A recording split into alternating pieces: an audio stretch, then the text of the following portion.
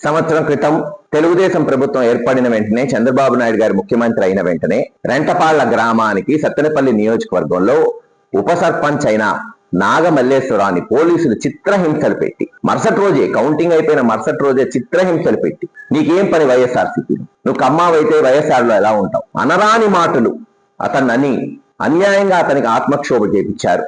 పాపం కుర్రవాడు ఎమోషనల్ కాబట్టి ఆత్మహత్య చేసుకున్నాడు. ఆ కుటుంబాన్ని పరామర్శించడానికి జగన్మోహన్ రెడ్డి గారు రేపు సత్తెనపల్లి నియోజకవర్గం రెంటపాల గ్రామానికి వస్తున్నారు.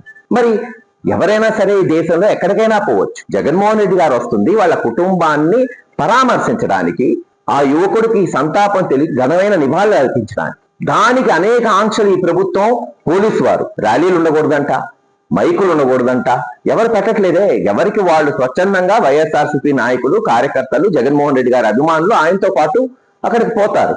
సరే, పోవడానికి బైకుల మీద రావచ్చు, కార్ల మీద రావచ్చు, ఆటోల మీద రావచ్చు. అలా కాకుండా వినూత్నంగా మొట్టమొదటిసారి ఆంధ్ర రాష్ట్రంలో అందరు ట్యాక్సీ యజమానులకు ఫోన్ చేసి మీరు కనుక ఎవరికన్నా బండ్లు ఇస్తే సీజ్ చేస్తాం, ఎక్కడన్నా సరే ఆటోలు నడిపితే ఆటోలని సీజ్ చేస్తామని భయభ్రాంతులు గురి చేస్తున్నారు. ఒకటే చెప్తున్నా, ఇది మంచి పద్ధతి కాదు. ఎవరెక్కడికైనా పోవచ్చు, ఏదైనా మాట్లాడచ్చు.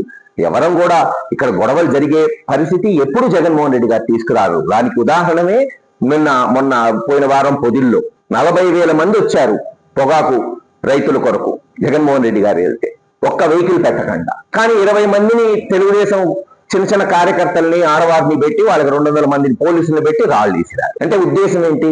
ఎవరో ఒకరిని గొడవ చేయించాలి. ఆ 20 మందిలో ఎవరికన్నా తీవ్రమైన గాయాలు జరిగితే చూడు కొట్టారని చంద్రబాబు నాయుడు గారు చూపెట్టడానికి తన కార్యకర్తల ప్రాణాలే పణం పెట్టుకొని చిల్లర రాజకీయం చేస్తుంది ఈరోజు తెలుగుదేశం ప్రభుత్వం. కానీ రేపు చెప్తున్నాం, ఖచ్చితంగా జగన్మోహన్ రెడ్డి గారు ఎక్కడ సభ లేదు, ఎక్కడ మీటింగ్ లేదు, ఆయన పరామర్శించడానికి వస్తున్నాడు. పల్నాడులోని ప్రతి వైఎస్ఆర్సీపీ కార్యకర్త, నాయకుడు కదిలి రావాలి.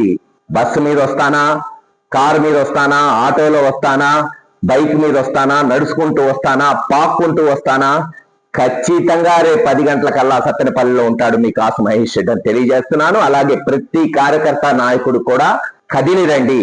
శాంతియుతంగా మనం జగన్మోహన్ రెడ్డి గారితో పోయి మన తమ్ముడు నాగమల్లేశ్వరరావుకి ఘనమైన నివాళులు అర్పిద్దాం. అమర్ రహే నాగమల్లేశ్వరరావు.